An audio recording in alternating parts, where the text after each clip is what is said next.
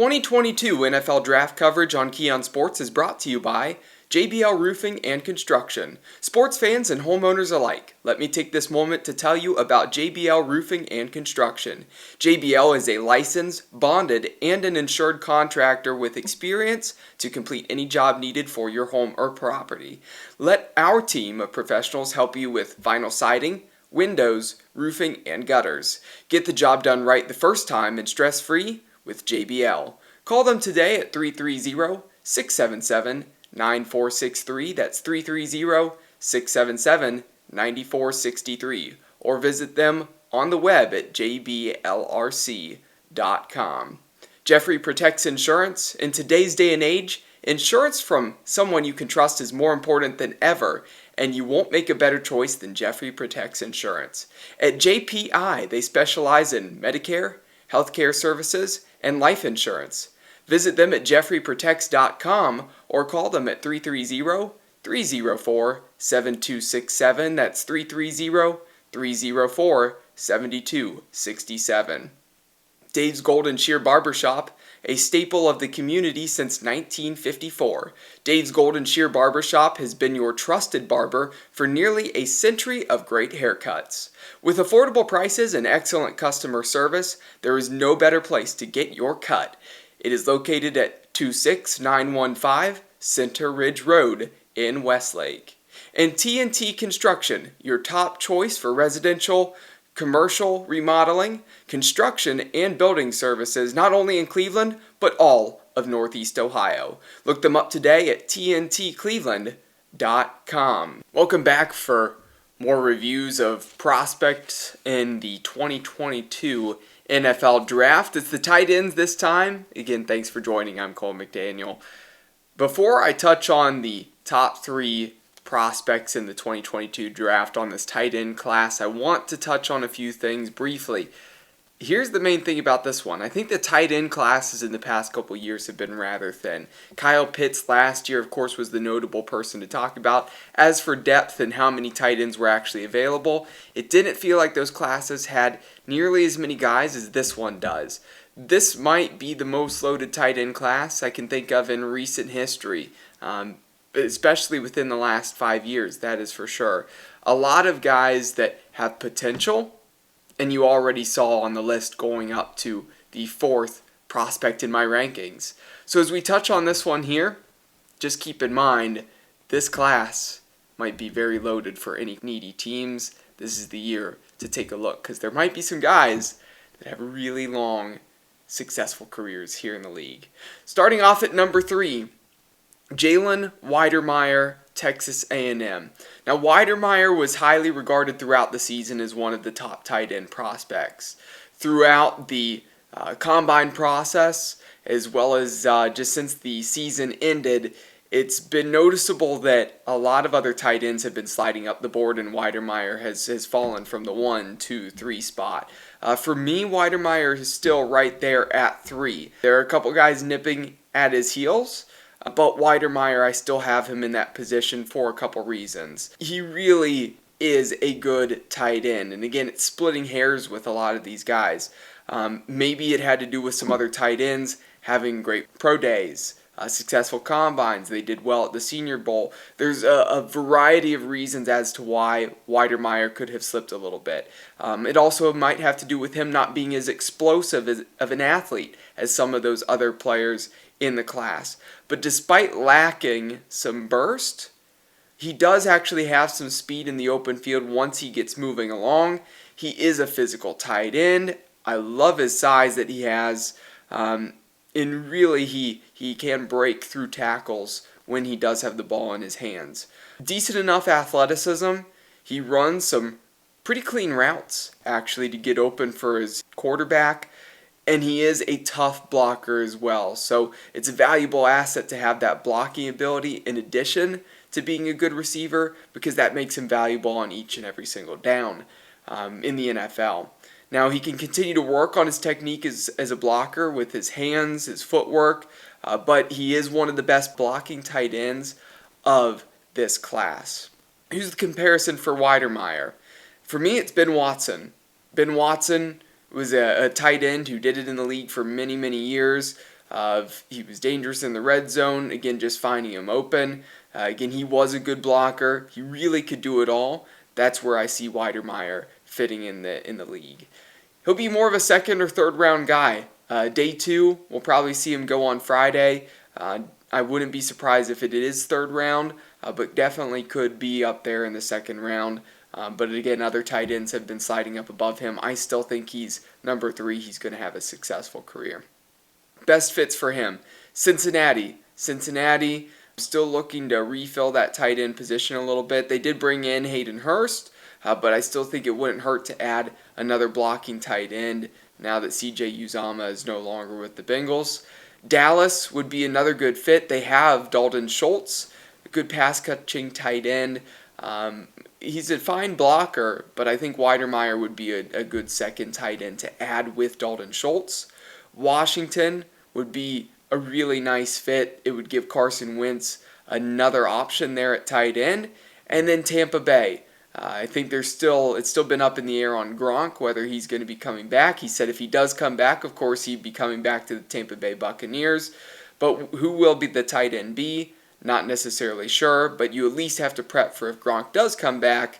Again, he's not going to be there for long. Weidermeier could be a Buccaneer and fit in well. But that's the wild card. I don't know if he'll go to Tampa Bay. I don't think that's one of the top 3 options, but it is a good possibility.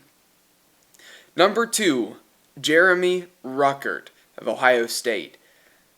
Ruckert is a top tight end coming out of high school in his class. He was the number 1 recruit out of his year. The only thing with Ohio State is Ohio State does not utilize the tight end very much. And it's an unfortunate thing. Ohio State fans have always wished that they would use the tight end more. But the reality is they haven't had to. The wide receivers have been so good, especially in recent history. The wide receivers are so talented, they can spread the field, find the wide receivers, and they really mostly just need the tight ends to block. Rucker came into Ohio State as really just a tight end that operated like a big wide receiver. He wasn't that much of a blocker, but because they needed him to block, he continued to develop, and he's actually a really good blocker now. He can do it all. He still has the great hands. He has the length and the athleticism.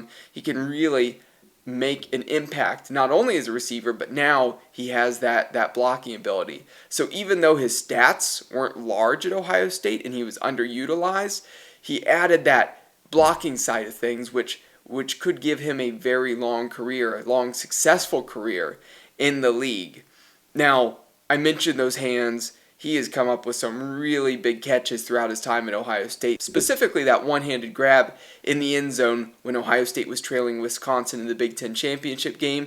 He's a huge catch radius, plenty of ability as a route runner as well, finds a way to get open. Really a mismatch all over the field, not just in the red zone. He could be a star. Player comparisons for Jeremy Ruckert. I look at Ruckert being best compared to Pat Freiermuth, as well as Zach Ertz. Those are guys that had the ability to get open, but they are pretty good blockers as well. So I do think that a little bit of a combination of both of those can't go wrong for Ruckert.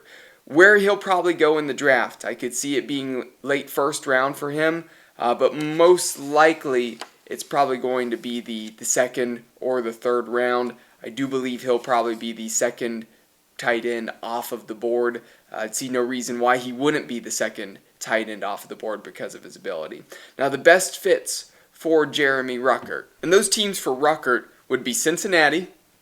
What I had mentioned before, again, they could add another weapon there for Joe Burrow. Can't go wrong with giving your star franchise quarterback another weapon. Ruckert would certainly be that at tight end. The Tennessee Titans, they did bring in Austin Hooper from the Cleveland Browns, but Hooper, again, not super productive at this point in his career. I think Ruckert would give an extra receiving ability that Hooper does not give. The Indianapolis Colts, they have Mo Alley Cox, but I do think that they could really add Ruckert, and he would actually probably become that number 1 tight end with the Colts, give Matt Ryan another weapon, as they still need to add wide receivers and more weapons to that group. So at tight end, Ruckert would give them that ability when they're not running the ball with Jonathan Taylor. And lastly, the wild card team would be Tampa Bay once again. Similar to what I talked about when we were discussing Weidermeier. Tampa Bay, not going to have Gronk for forever. Bring in Ruckert, gives Tom Brady a weapon, and then once Tom Brady's done, again, Rucker can still be there and be a threat for the quarterback that then replaces Tom Brady at that point.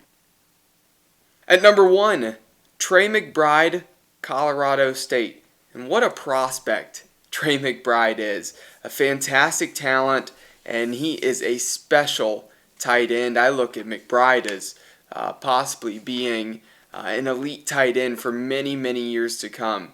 Rucker is a great tight end at number 2. But as good as Ruckert is, McBride has absolutely established himself as the number 1 guy in this class. He can do it all. He has a ton of ability, and he has a resemblance, an uncanny resemblance to somebody else in the league right now who I think has a lot of talent. Really, Rucker would be the top tight end in many other draft classes, but because of McBride's ability, that's why you see McBride here at number 1. He really is a hard-nosed tight end, not just as a blocker, but also that run after the catch. As soon as he touches the football, puts that head down, willing to barrel through would-be tacklers. He has some excellent instincts, creates some solid separation as a route runner, and even in tight coverage, he has really the ability to make some tough catches. He's not as rangy as what Ruckert is, has as much of a catch radius, but again, he has strong hands and can haul in the football. His production in college has been fantastic. I expect to see his production in the NFL be fantastic as well. I wouldn't be surprised if for a long time coming he is one of the top 10 tight ends in the league. His comparison for me is George Kittle. George Kittle, solid receiver, gets a ton of targets, and a good blocker. Again, hopefully McBride has a better history with injuries than what Kittle does. So hopefully McBride can stay healthy in the league, but the talent there does compare to George Kittle. I expect him to be the first tight end off the board very comfortably. Probably going to go in the late first round, maybe get into the second round, but would not be surprised if he is off the board on night 1, just at the end of the night. Best fits, Minnesota Vikings, put another tight end there, a guy who can block in McBride, help out the running game, again, offers that weapon then for Kirk Cousins. Green Bay, they have Robert Tonyan, but McBride, I would say, is already a better tight end than Robert Tonyan. He will be as soon as he would walk into Green Bay if he were to go there. It gives Aaron Rodgers another weapon now that they don't have Devontae Adams at wide receiver. Denver, Noah Fant went to the Seattle Seahawks in the Russell Wilson trade. Again, they can then add an excellent tight end to pair with Russell Wilson in Denver.